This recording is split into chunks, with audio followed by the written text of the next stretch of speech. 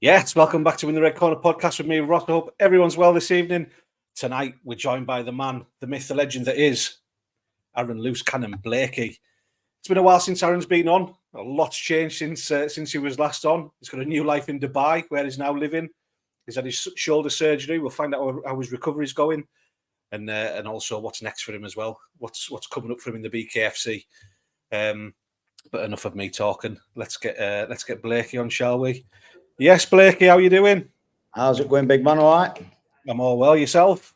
Yeah, good, mate. Steady away, steady away. It's nearly 10:30 here, so waited up for this. I'm normally in bed by now. I appreciate you waiting up, my man. Thank you very much. Sorry, I didn't mention one thing. I didn't mention. Big shout out to Cloud Competitions, who was sponsoring the podcast, and their mega draw has just gone live. You can find it on my story on Instagram. Go over £50,000 up for grabs. Lots of prizes, unreal.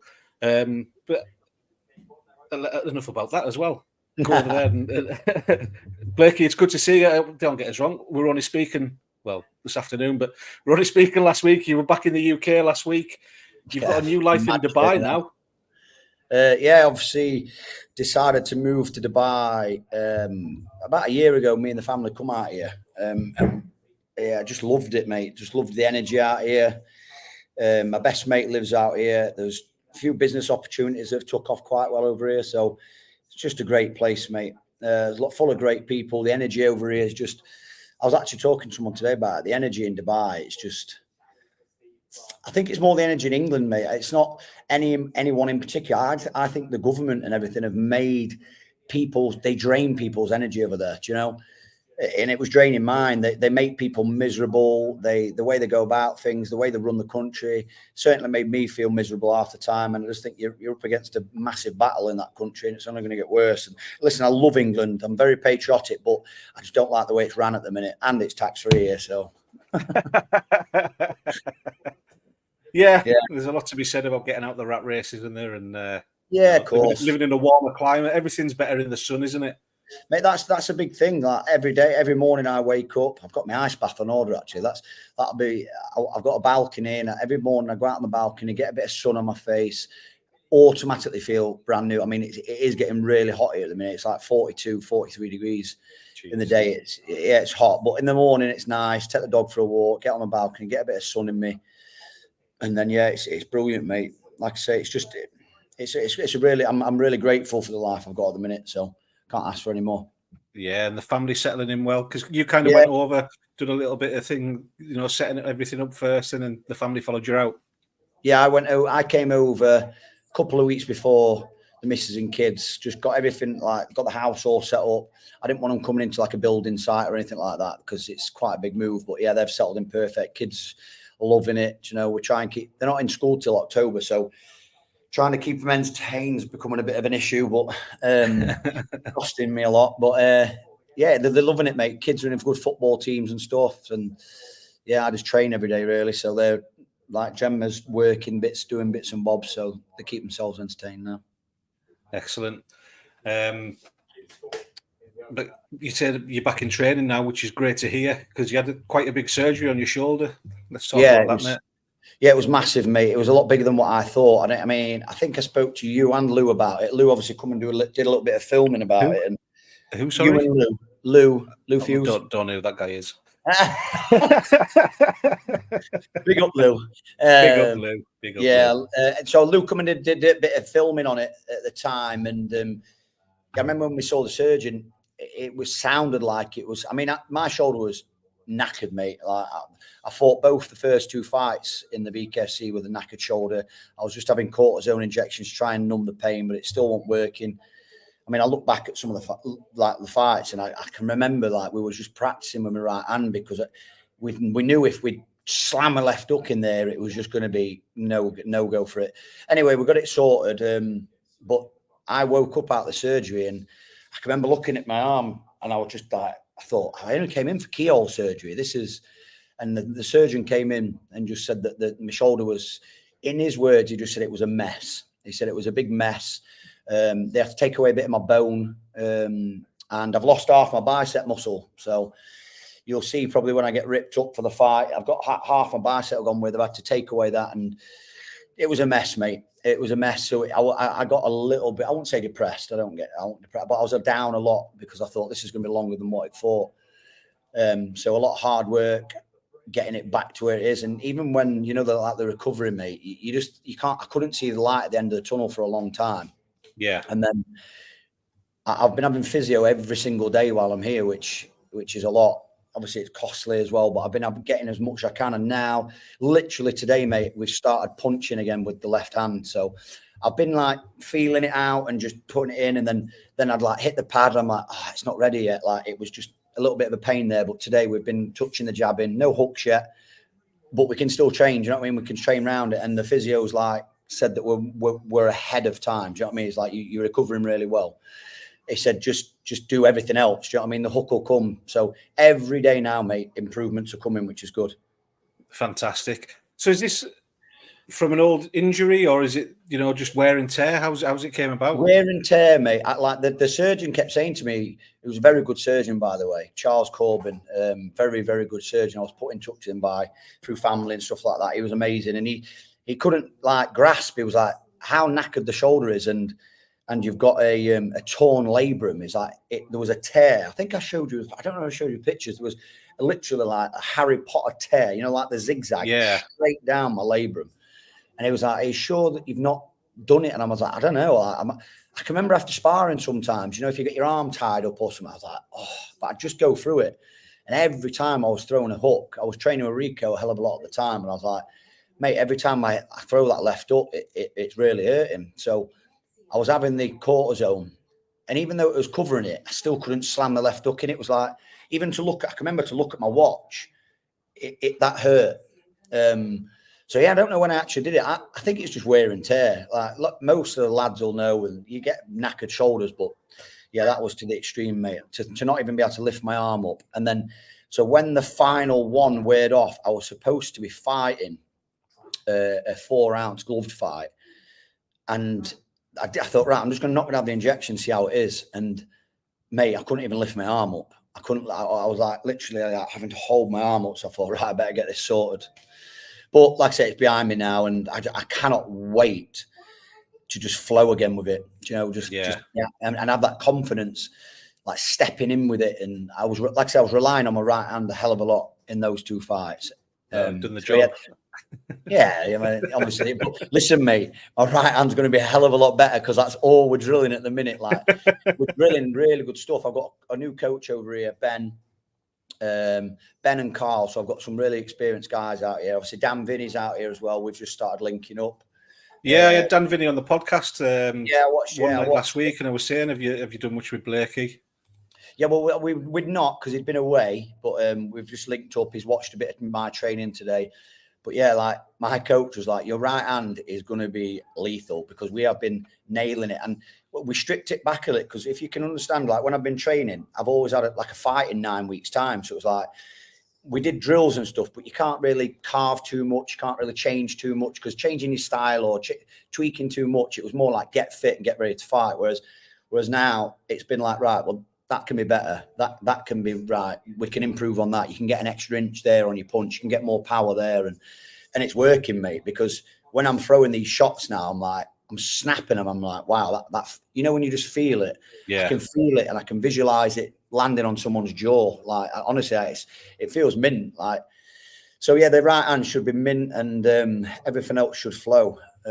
Still, I'm overweight at the minute, but I'm moving better. My footwork's getting a hell of a lot better. We've been looking at a few things, mate. So it's great. It's exciting. I'm buzzing for it. I really am. I know you said you were ahead of schedule, but what kind of time frame are you looking at to be back active? Obviously, I've been talking with the promotion, talking with Andy. I won't say too much and like that, but I watched obviously the Newcastle show, and you flew back just to watch the Newcastle show. Yeah, you surprised your mum and dad. You turned up at their front door. I'm home. Yeah. It was far. Fucking whether I'm going to do that again, mate. I felt like I just didn't stop traveling for 3 days, but yeah, it was worth it. Put it that way, because the show was absolutely unreal. We'll talk a little bit about the show, but yeah. So I watched the show, and I was just buzzing again, because I'm itching to get back. And obviously, there was a couple of like Pick and Kroll and all them lads were there, and Pick was amazing, by the way. Do you know what I mean? A massive shout out to Pick. He was amazing. Kroll was obviously a warrior as well. But I was like, right, they're the guys I want to fight. Do you know what I mean? They're the ones that I want to fight. And me and Pick spoke a bit on social media, and then I messaged him. I didn't want to come across any. I'm not disrespectful to anyone. I'm not the kind of trash talking guy or like that. I just meant I want to fight these guys, and the time will come. I know it will. So anyway, I spoke to my team, and they pulled me down to earth a little bit. I spoke to you about this. I know they pulled me down to earth a little bit. It was like, right, obviously you've had a year a bit out, mate. Not saying that we don't think you can take on these guys, but you've had a year out. Like, you need to, they're a tough fight for anybody coming off a year out, So yeah, we spoke, and maybe it's right to get a test in and, get through that, and then go on to the big boys, because let's face it, Pick is one of the big boys now. So is Kroll. So is any of the boys at the top. Listen, I don't doubt I can roll with them boys. I know I can roll with them boys. And I think deep down they know I can roll with those. I can rock and roll with them. I'll fight them any day of the week, but time needs to come. I need to get them rounds in. Let's be honest, I've probably had one full round in the BKFC, Yeah, I mean, two fights, 2 first round KOs. Yeah, and I'm not. Listen, I'm not a fool.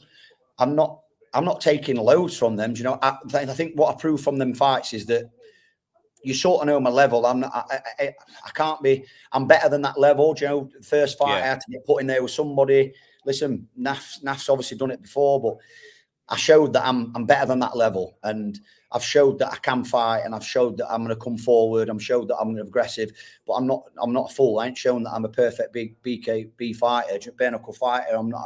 I haven't proved anything yet. My time's still come to prove. So I'm a realist, which is why I'm like, right, I want these tests. So we spoke about a couple of opponents, which will be tests. Not saying they're going to be the top boys, which the promotion and them boys know that I want. I've got utmost respect for them all, but I want them. I want them to prove what I can do. So I know you want everyone. You know what I mean? I think we speak. Of course you do. I think anybody like I just want to. I want to get in there and have a proper tear up and have a proper fight. I know them boys. Say, let's for instance, me and Pick. I know you. I crunch them. They're not going to just drop to the floor. It's going to be boom, boom, boom, boom, 1 for 1. It's going to be a proper tear up, and that is what I want. I can't control that happening. Do you know what I mean? To the fights I've had, I can't control hitting someone and to go down, whatever. So yeah, I just wanted to put that out there that I won't being disrespectful with Pitt. And Pick had a massive point. We actually got offered the Pick Jardine fight. And I think Pick, it didn't make sense for us at that time, because Pick had not fought. I didn't know anything about Pick. And again, I wanted to try and get one of the big boys in it at that time. Do you get what I'm saying? Yeah. So we turned down the Pick fight, and it was quite funny, actually. And Pick's, like, again, I've got respect for Pick, and I'm sure it's vice versa. And he just said, mate, we offered you the fight. You didn't want it. Now that I've won, you want it. Go and fight someone else. And listen, I laughed when I read it. And I was like, do you know what? Fair play. He's got a point, because I did exactly the same. And I told him a message. I thought, I didn't mean disrespect. And I also didn't want to jump on his party, because he just had a fight. He just had a massive win.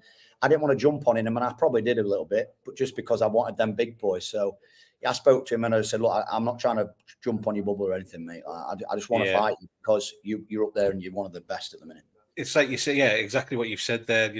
Like Pick has put himself right at the top of the mountain, really, hasn't he? It's the kind. 100%. He's brought so many eyes to that division. I mean, that division's stacked as well, isn't it? With other fighters. And I know you pretty much take on everyone. There's always been talk of George Thorpe and things. There's always been, possibly Anthony Holmes and things like that as well. Listen, any of them. Again, the thing is with me, I talk the talk. Do you know what I mean? Don't get me wrong, and I know what I'm available. I'm capable of doing, but I'm not a trash talker. I'm not going to. I just want to get in there and fight. That's it. Do you know what I mean? I just want to go and fight. That's it. I don't want to. I've got respect for every single person. Me and Anthony have trained together before. Yeah. I've worked with him in some bits. He's in doing some other things. I like these guys, but the reason why I talk about them is because I respect them and I want to fight them. These, I'm not going to start talking trash about them and like most people do, and I'm not bothered. I respect you. I want to fight you because it's a sport, and that's that. And But I'm not going to be. I wouldn't accept a fight unless I thought, it's a test. I'm going to get rounds in. I want to show how durable I am. I want to show that I can take a shot. I want to show that, let's say, if I went down, I get back up, I fight again. I want to show all that. So I know you want a war. Like how many times we spoke about it and things. You want that, 5 rounds, grueling drags, dragged through hell, getting out. Rounds. I picture it in my head, right, and I picture this every time. Okay, so I've got some really good rituals. Like it's very weird, my rituals. So I won't go into them, but I visualize every day. Ross, I've still got my book that I write in every day. Okay, brilliant. So I write in it every day, and when I write down what it is. I actually picture the perfect fight for me is a fucking war. Is meeting someone in the middle and coming forward with the aggression I've got and getting it back and feeling and tasting the blood, and that is what I want. Do you know what I mean? It sounds stupid. And I was talking to a coach today, and I said, "Look, the next fight, look, these possible opponents." I was like, "Maybe let's get some rounds in it." They were like, "What? Just get them out there as quick as you can." I was like, "No, but maybe just the first ones, I had nerves. I could have probably stepped off a bit and just, and showed some stuff." But it's so hard when you're in there, when you sense a finish, not to just go for it. But it's something we spoke about at the hotel, wasn't it? We done a little interview. We've done the quick fire round with you, didn't I? The funny question, or what I think was funny questions, but they were. We had a laugh. But we talked about, we talked about Rico and things like that. Rico Franco, obviously, and there's been times in a fight where he could have finished it in the first rounds, but it was maybe to the third or fourth. Picked when he wants, chose when he wants to finish it, So Rico's one of the best in the business for me, if not the one of the greatest bare knuckle. Is because he's very, especially now, he's calm, he's collected. He doesn't panic in there. He knows what he's doing. Listen, in them first 2 fights, first one I was really nervous. I sensed the finish and just went hell for leather, which was stupid. I could have been dropped. If he'd have thrown a big overhand right, boom, I'm out there. So it's learning. It's looking back and thinking, right there, I'd probably get in, step back out, see the gap, go again. And whereas that's Rico's very good at. He just controls where he wants to be. You know what I'm saying? That's experience. I've even been talking to James Kennelly lately, and I ask him stuff. I take stuff from these guys. I'm like, and he was like, you pick your shots as you get more experienced. Whereas that first fight, maybe the second fight, I started to pick them a little bit. I'd like to pick them with my left as well, if you know what I mean. But I was picking them, and the shot that dropped him was just a quick right hand because I seen it come in, a step back and the right hand. But the first fight, I just went hell for leather and just didn't know what. I was panicked. You get what I mean? So it's not so much as panic; it's excitement, isn't it? Again, we spoke about this as well, but like it's excitement as well of being in there, wanting to put on a performance and knock the guy out and things like that. And I think as the rounds. As you get more rounds and things, you get more accustomed, more acclimatized, and think, feel more at home and just have fun. And fun. Yeah, you just flow with it then, rather than thinking, I'm going to smash it. I've been doing that as well in training. I've been relaxing more. Something my coach has got out of me is like, mate, you've got more snap, more power, more precision. When you relax, you get in your flow. When I'm rolling, and it just flows. It snaps off. And it was like, you need to take that into the fight. So get rid of the nervous energy, get in there and roll with it, and sort of toy with your opponent, have fun. If you're stiff and you're there, you're caning energy, and this is something I'm going to do. And I am hoping, well, in fact, in my head, you're going to see a different. You're going to be like, wow, he's got skill, he's relaxed. There's lots out there like Rico, Connor Tierney, these kind of guys. James Kennelly, the people that relax in there and they flow, and that's how I want to get to, as well as being aggressive and coming forward, because that is my game, aggressive and coming forward, So that's how, like I said, there's been a couple of names mentioned to me, which I'm not going to mention, and I'm already training for them fights. I know how they fight, and I know what I'm going to do, and I know how it's going to go. I already know how it's going to go in my head. So, but I still want to be relaxed, picking my shots, And if I have to turn it into a dogfight where I'm coming forward and I'm having it, that's what'll happen. Again, when you're in that flow, you don't kind of tell yourself, "I'm going to go in that dogfight." It just happens, doesn't it? And you know when to pick your shots and when to go forward and be aggressive and when to take a step back and move around a bit. But definitely, you've got it, mate. You've 100% got it. You know what I mean? Yeah, man. Yeah, I appreciate that. Like, and the thing is, Ross, like I say, I'm very realist. I've got to show it. All I've shown at the minute is I've won twice again, you know, on a stage, and I've shown that I can be aggressive and stuff. I want to show more. I want people to be like, this kid's good, you know, this kid's good. Watch out for him. He's coming up. And like I say, I'm a realist, mate. Like, I don't make noise. Like saying, oh, I'm the best. I fancy myself in my head to be up with the best, but I haven't proved anything yet. I'm well aware of that, like, you know, and until I get a creditable, listen, nothing against Nadolski or Nafigson. They're fought good guys. Obviously, they've been in there with like Liam Wilson, George Thorpe. They've been in there with them guys. But I need to get a name they're going to be like, oh, God, he did that. He's done it to him. He's not, you know, he's done it to him now. So I know I know what I need to do, and I'm willing to do it. That's why I'm training every single day. That's why I'm living in Dubai and just not living the life. I'm getting up and tomorrow at 8 o'clock in the morning. I go to the gym, then I go to physio, then I go in the ice bath, then I go in the sauna. That's why I'm doing these things. I could just live out here, go on a boat, go and do it. And I could do all them things. Do you know, I'm doing this, mate. I'm doing this because I want to do it. You know, I'm doing this because I want to come over there and I want to have a fight with someone. And I want to have a good punch up. That is why I'm doing it. Do you know what I mean? That's why I'm doing it. I love it. Yeah. I mean, are we looking to maybe see you out towards the end of the year, possibly, or? Yeah. So, like I said, I've been talking to Andy. We was good. Oh, that's what I was going to say. We was going to try and get on the October card, wherever it'll be. Obviously, we were talking October, and then we just come to the conclusion. It just happened. We talked with Rico, Deck, and we were like, look, why rush? Let's get you out this year. You don't have to rush. You don't want to feel. And it made sense with something that was going off. We were like, yeah, I'll be out this year, I think. I mean, I spoke to Andy. Me and Andy, I've got a good relationship with Andy. He's a cracking guy. Big shout out to Andy as well, mate, because I did actually message him after the Newcastle card. In fact, last week, after it all died down, I just said, do you know what, mate? Fair play, because Andy's got a lot of pressure on him. Like, it's hard to match these shows, mate. And it's hard to pull them off when all eyes are on you. And I talked to Andy, he's a top bloke. He's got a lot on and he's pulled it out. Listen, he has pulled it out of the bag. And I'm sure from what I'm hearing, it's only going to get better. So massive shout out to Andy, because it's a tough job what he does. And that show, that was the best show I've ever seen. Do you know, I've been to an American show. It's the best show that I have seen, either that I've been on or seen. Every single fight, I was sat at the ring and I was just like, I was getting up clapping, because I was like, fair play, boys, fair play, because you all, absolutely every one of you. I mean, some of the fights that I was really impressed with, quite a few. I'll tell you, I'm really impressed with. You know, the Party Hardy, whatever his name. Yeah. I really like it. So I'm actually over here with a guy that knows him, and he was saying to me, he's like, oh yeah, watch out for him. And then another guy, Tony McMahon, who was like an ex-pro footballer, he was out here, and he was like, oh, there's a lad fighting from over there. And you know, when you hear that, you think, oh, yeah, we'll see what it's about. Do you know what I mean? Everyone knows someone that has a fight. And I watched him, I was like, shit, he's the real deal. He's good. He's good. He's very good. And I loved his combos that he was putting together. Stevie Taylor, I've heard of him before, and I thought he was phenomenal. And the Polish guy that obviously he fought.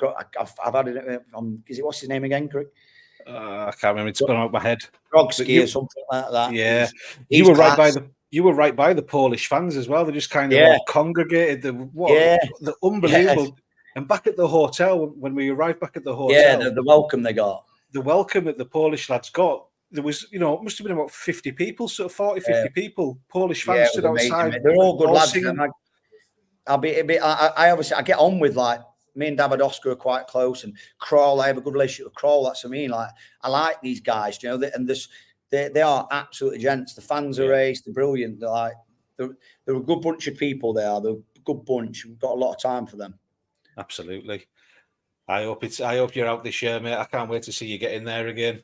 Yeah, I listen. From all I can say is, at the minute, I've been told I am. So that's all I can say. I've been told I am, and they've never fell through with what they say. I'm training for it now, and I cannot wait. Can't wait for it. So listen to this side. So my missus is up in bed. So we played my kids signed for a team over here that are a really good team. It's like, they're called Precision Football. All the coaches are like ex-pros. So there's like a guy called Jamie Ward. He played for Sheffield United, Derby. He was capped 40-something times for Northern Ireland. There's loads of them like that. And they did, just as I arrived, they did a parents v coaches game here. And I used to be able to play football. Well, I played football, so I was like, got my boots out. I was buzzing. I was like, this is my time again. This is my time. And I put a little video of it on. So we played a 60-minute game. And I said, Noah, there was loads watching, all the parents. And I was like a kid in a sweet shop, mate. I've missed football so much. And we ended up losing 6-3, but I scored a hat-trick. So I scored a hat-trick and I played really well, mate, to be fair. Held the ball up well, and then they come up to me after and I was like, look, would you want to play for the team? And I was like, mate, I'm unfit for football, like my legs don't take it anymore. And then Gemma was like in my ear, she was like, why don't you just get fit for football and fuck fighting off? She was like, so tonight at dinner she was just like, are you sure? Why don't, obviously they've asked you to play and it's an all right standard. They were like, why don't you just go and get really fit for football and then you could just like knock fighting on the head? I'm like, nah, it's not for me anymore, football. It gets too many injuries and I like punching people in the face too much. I think we've spoke about it in the past as well, like the focus that it gives you and stuff like that. I know Jem doesn't really like it too much, does she? She's been there. No. She gets very nervous and things like that. I remember one of the shows was telling us, look, he's going to be fine. He's going to be fine. And you were, watch. But your mum and dad love it, don't they? Your mum and dad are at pretty much every show. It's great to see them. They're such nice people as well. Yeah, they love it, mate. They love it. And they get to know all the fighters now. So the fighters come and talk to them. My dad was a bit of a fighter in his day, like, so I think he just relives his youth through everybody that walks in that ring. He's like, he's like cheering it like. But yeah, my dad's my best mate. I love them both to bits, my mum and dad. And yeah, so they was going to that show. I wasn't even going. Do you know what I mean? They didn't even know I was going, and they were like, "Make sure you get us tickets." So yeah, it's good. It's good having them there, and it's good having them. I mean, they're my biggest fans, Joe. I go back to the house every time. They've got a new picture up somewhere. I've got old boxing pictures up there. They're just all up the stairs. They love it. So it's just good to make them proud doing something. To be fair. Yeah. Yeah, I know that means a lot to you, of making them proud and things like that. And you 100% definitely are. You can tell with the relationship that you've got how proud they are of you, how they talk about you when you're not in the room and things like that. It's I had a good chat with them at breakfast after you disappeared and things like that. And it was nice, just before they were heading off. And yeah, they love it, mate. They love everybody involved. They love you. They love Lou. They love Danny. Like Danny's actually coming out here next week. Danny's coming here for 4 days with Alice. They're going to come out here, spend a bit of time here, do a bit of training. Got a podcast thing going off out here, so Danny's going to jump on that. I'm going to take Danny skydiving, so watch for the videos. Yeah, I said to him, I says, "Oh, would you be up for it?" He went, "Aye, I'd be up for it." Like, so yeah, I'm going to get him jumping out of a plane over the palm and see how his arse holds up for that one because it's scary. That. Yeah, we're going to do a bit of training out here. Yeah, I think Venner's on about coming over a little bit. Like, obviously, anyone really, any of the boys that want to come across, do a bit of training and get in a mix, and stay at my house, can't they? And it's just a little breakaway then.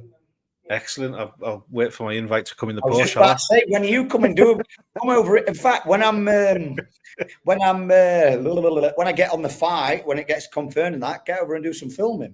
Yeah, sounds good to me, my man. Sounds good to me. In fact, Adam, or I think it's Adam. Yeah, Adam, from Winwood Sport. Yeah, he's already tapped me up. He's like, can't wait to get out there and do the filming for you. Yeah, so anybody's welcome, mate. Anybody, any of my pals, anyone's welcome. It's a good place out here.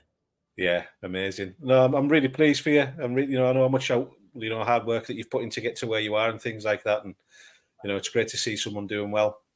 Oh, I appreciate it, mate. Plenty more to go yet. Just keep grafting away, and I've got my goals and dreams, and yeah, the minute they're coming true. So brilliant, my man. Listen, I've got another podcast at 8:00. It's always great to speak to you. But I appreciate it. Anyone that you want to give a shout out to at all, or? Yeah, I've got I've took on a few new sponsors over here. So I've got a clothing brand that sponsors me over me, like a gym wear brand called My Palm Fit. So I'm going to get some more stuff out on there. They've got a really good brand out with training gear, Practical meal plans. They've sponsored me. A sponsor that I've had on board for a long time, MK Steelworks, my friend Ben Kirk. God, I always forget these. It's bad. I'm sure the ones that you miss, you'll thank them on your own social media. Yeah, of course. Yeah, I'll. So then there's another one, Mansell Experts. It's my new investment brokers company. They're sponsoring me, so you're going to be seeing a little bit more about them as well. And Fantastic. just thanks to everybody that shows me support. I get quite a bit of support on Instagram and stuff, so I appreciate it. No worries at all. Brilliant. Always great to speak to you, mate, and I'll speak to you very soon. Top man. I'll catch you soon, mate. Yeah. Best of luck. Ta-ra. Bye-bye. There he is, Arron Blakey, ladies and gentlemen. Always great to speak to him. And like I say, it's great to see a lad do well for himself, living his dream. You can't wish more for that for someone. But I appreciate you all for being on. Thank you very much for everyone that jumped in the comments and then watched. Thank you to all the new and old subscribers. Jab that like button, jab the subscribe button. And I'll be back very soon with Ryan Sanson, who opened the show for the BKFC Prospect Show. Unbelievable. I think it set the tone for the night. So don't go anywhere. Come over, 8 o'clock. I'll be back on. See you.